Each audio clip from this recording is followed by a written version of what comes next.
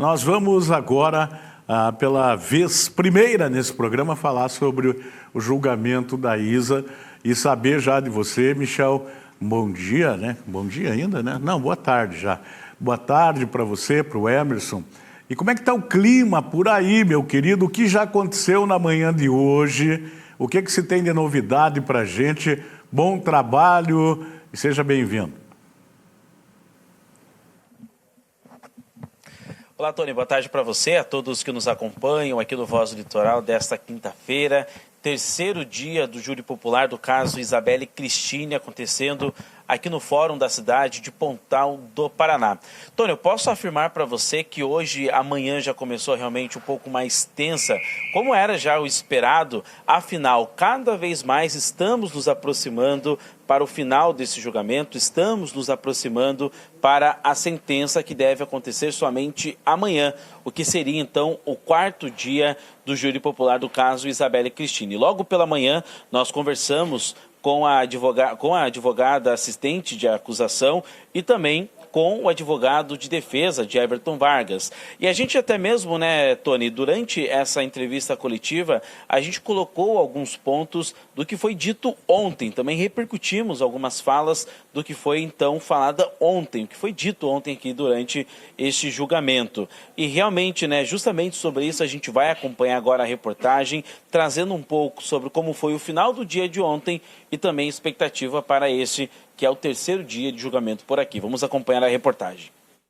Um dos pontos cruciais do segundo dia de júri popular do caso de Isabelle Cristine foi o depoimento de Rosânia Domingos, mãe da vítima, e que estava ao lado da filha no momento dos disparos de arma de fogo. Ela foi interrogada por aproximadamente 30 minutos pela assistência de acusação e depois liberada pela defesa do réu. E ontem foi o dia dela abrir o coração para os jurados, deixar a emoção falar, e ela foi muito forte.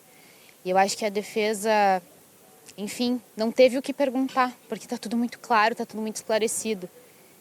E a mãe teve toda a força que eu nunca imaginaria que seria possível uma mulher ter para vir e falar da forma como ela falou, encarando o algoz de sua filha, que não teve sequer a sensibilidade de pedir perdão durante esses 6 anos. Todas as testemunhas de acusação foram ouvidas no segundo dia do júri popular. 2 testemunhas da defesa também foram interrogadas ontem, faltando 3 para esta quinta-feira. São testemunhos assim escorreitos, como a gente chama no direito, quer dizer, que estão assim realmente mostrando o que aconteceu.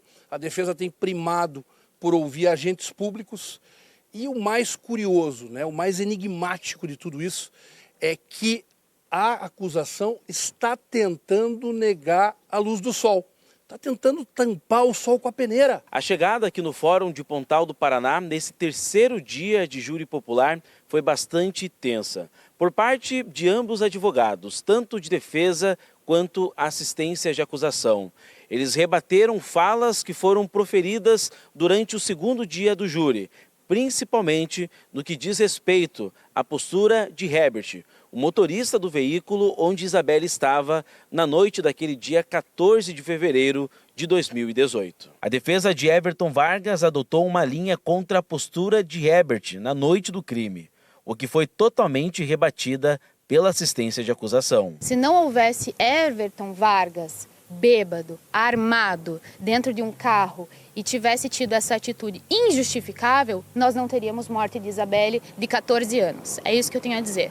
O crime só aconteceu por conta de uma conduta absurda. Querer naturalizar o absurdo não pode. A sociedade de Pontal do Paraná não vai naturalizar o absurdo. Isso não é razoável. Nós temos aqui uma menina de 14 anos que morreu. E querer colocar a culpa na vítima é perverso. É perverso. Isso não é defesa técnica, isso é perversidade. Nós estamos num crescendo e as coisas são peças que vão se encaixando para montar o grande mosaico da justiça, né? Não existe nada redondo. Agora as coisas elas vão dentro de uma conclusão lógica, porque a lógica é a senhora de todas as provas.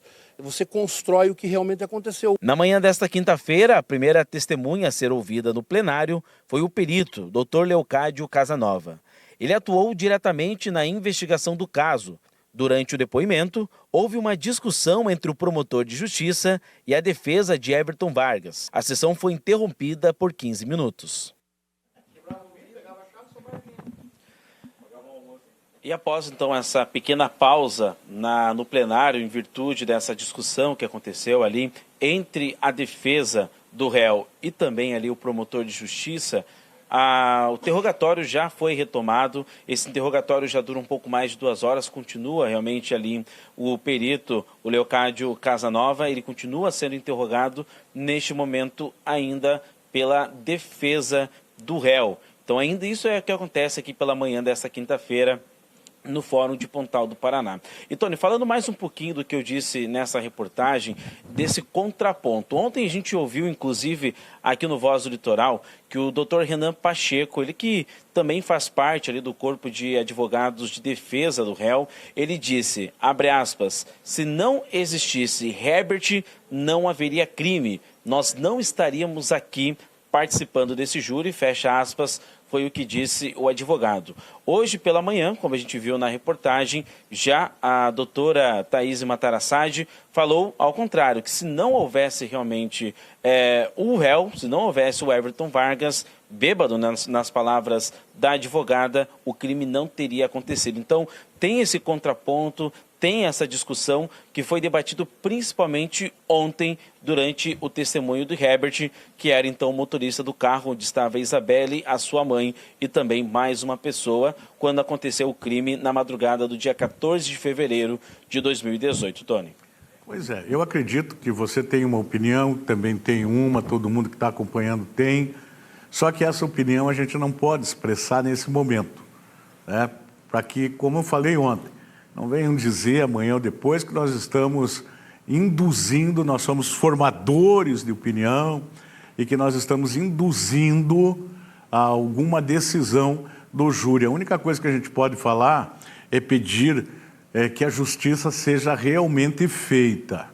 Isso eu posso pedir, né? Agora, o meu ponto de vista não é justo nesse momento para ninguém. Realmente eu não posso falar, não posso me expressar. Mas quando terminar o julgamento, eu acho que a gente pode ter um ponto de vista definido, né? Sobre toda essa situação que traz um sofrimento sem limites para a Rosânia, como eu sempre digo, para o Sérgio, para o Felipe, para o Herbert, para toda a família e tantos amigos que essa menina tinha, inclusive aqui dentro da TV CI, ela convivia e tinha o sonho. Eu sempre tenho falado isso, de ser jornalista. Eu acredito que ela estaria trabalhando aqui com a gente nesse momento, porque era o foco, era o sonho, assim como era o teu sonho quando era menino e realizou. Eu acredito que ela estaria aqui também, viu, Michel?